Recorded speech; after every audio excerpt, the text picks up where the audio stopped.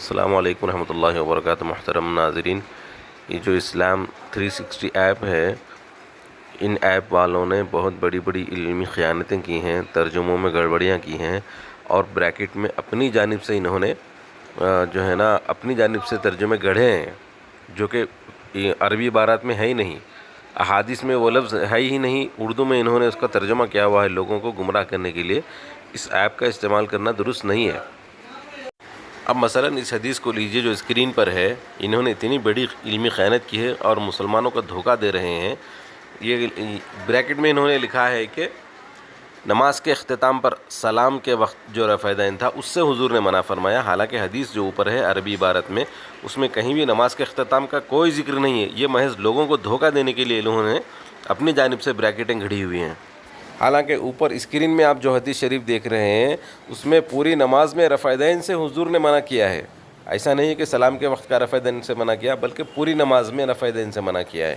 کیوں؟ اس کی وجہ کیا ہے؟ کیونکہ انہیں ساری امت کو رفع دین پر چلانا ہے، یہ ان کی ضد ہے۔ اس کے لیے یہ قوم کو دھوکہ دے سکتے ہیں، احادیث کو کوٹ کر کے عربی عبارت لکھ کر کے، جبکہ اس میں وہ معنی نہ ہو، اپنی طرف سے معنی داخل کر کے یہ لوگوں کو دھوکہ دیتے ہیں۔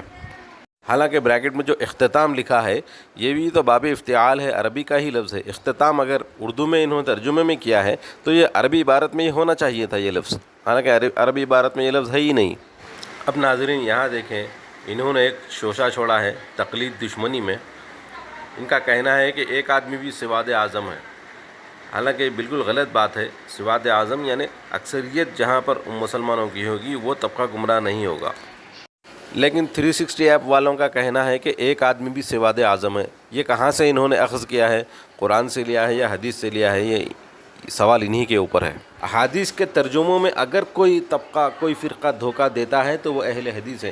اب دیکھیے اس حدیث میں مطلقاً ذکر ہے کہ امام کے پیچھے کچھ بھی نہیں پڑھنا چاہیے، یہ عربی عبارت میں ہے، لیکن ترجمے میں انہوں نے لکھا ہے سورہ فاتحہ کے سوا۔ حدیث کی عبارت میں سورہ فاتحہ کا ذکر ہی نہیں ہے۔ حدیث میں یہ ہے کہ امام کے پیچھے کچھ بھی نہ پڑھے، لیکن انہیں پوری قوم کو سورہ فاتحہ پڑھوانا ہے، چاہے جھوٹ بول کر صحیح، جبکہ حدیث میں واضح لکھا ہوا ہے، آپ بھی پڑھ سکتے ہیں، لا قراءۃ مع الامام فی شیء، امام کے ساتھ قرات میں کچھ بھی نہیں پڑھنا ہے، لیکن انہوں نے ترجمے میں بریکٹ میں لکھا ہے سوائے سورہ فاتحہ کے، یعنی حدیث کچھ اور کہہ رہی ہے اور ان کا ترجمہ کچھ اور کہہ رہا ہے۔ میرے اہل حدیث بھائیوں، حدیث کے ترجموں میں امت کو دھوکہ دینا چھوڑ دو، یہ دین کی خدمت نہیں ہے۔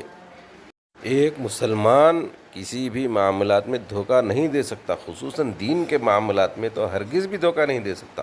حضور علیہ السلام کا فرمان ہے، من غش فلیس منا، جو دھوکہ دے وہ ہم میں سے نہیں ہے۔ اور یہ دیکھیں اسی طرح حضور علیہ السلام کی جو حدیث تہجد سے متعلق، جس میں آپ 8 رکعت پڑھا کرتے تھے رمضان میں بھی اور غیر رمضان میں بھی، اس تہجد کی نماز کو یہ لوگ تراویح ثابت کرنا چاہتے ہیں اور لوگوں میں کنفیوژن پیدا کرنا چاہتے ہیں۔ حالانکہ حضور علیہ السلام کی جو تہجد تھی وہ رمضان اور غیر رمضان دونوں میں پڑھی جاتی تھی، یعنی آپ سال بھر تہجد پڑھتے تھے۔ حضرت عائشہ رضی اللہ عنہ کی روایت سے یہی ثابت ہے، لیکن انہوں نے بریکٹ میں لکھ دیا تراویح یا تہجد، یعنی کہ حضور علیہ السلام سال بھر تراویح بھی پڑھا کرتے تھے ایک معنوں میں، اور وہ رات کے آخری حصے میں پڑھا کرتے تھے۔ انا للہ و انا الیہ راجعون، یہ جو تراویح یا تہجد انہوں نے لکھا ہے یہ کسی محدث سے ثابت نہیں ہے۔ آخر میں اتنا ہی عرض کروں گا دوستو، تراویح کا مسئلہ ایسے ہی ہے جیسے اذان کا مسئلہ، کیونکہ اذان کے الفاظ بخاری شریف میں نہیں ہے، لیکن ساری امت مستقل تواتر کے ساتھ اذان دیتی آ رہی ہے، تو جس طرح اذان کا مسئلہ تواتر سے ثابت ہے، اسی طرح تراویح کا مسئلہ بھی تواتر سے اور آثار صحابہ سے ثابت ہے۔ تہجد کی نماز کو لے کر اسی کو تراویح کہنا یہ آج کے دور کی بدعت ہے، اور یہ بدعت سیئہ اہل حدیثوں کی جانب سے ایجاد کی ہوئی ہے۔ تمام ذریت اہل حدیث کو میرا چیلنج ہے، 100 سال پہلے 150 سال پہلے کوئی ایک کتاب پیش کریں سلف صالحین میں سے جس میں ذکر ہو کہ تراویح 8 رکعت ہے۔